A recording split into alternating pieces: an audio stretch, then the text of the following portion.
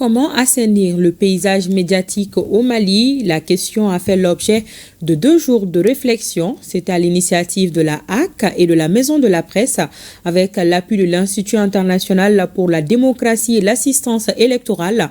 Les participants sont parvenus à élaborer une feuille de route de l'autorégulation des médias. Les initiateurs des dites journées ont également convenu de mettre en place un conseil des pairs pour l'éthique et la déontologie. La rencontre s'est déroulée à Bamako en présence de notre reporter Mamadou Fani.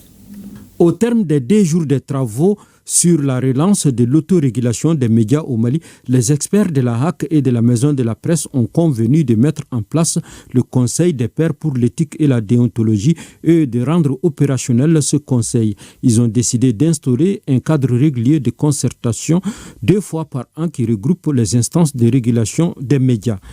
Si aujourd'hui la presse malienne se dote d'un organe d'autorégulation, ça nous permettra d'éviter les écueils entre les médias et les services étatiques. Ces journées ont permis d'aboutir à une feuille de route que nous pourrons mettre en œuvre et qui va aboutir très certainement dans des délais très courts à la mise en place de cet organe. Vous avez tracé la perspective claire et inclusive de la mise en place d'un organe d'autorégulation. Vous avez reconnu l'importance de la co-régulation et vous avez lancé la perspective également d'un cadre de concertation dont vous avez même tracé les sillons de la temporalité des réunions. Dans d'autres contextes de transition où nous travaillons, nous ne sommes pas arrivés à des résultats aussi concrets en 2 jours. Dans certains, ça fait 2 ans que les réunions continuent. C'est sans doute dû au mérite de l'expertise et puis au mérite de la HAC.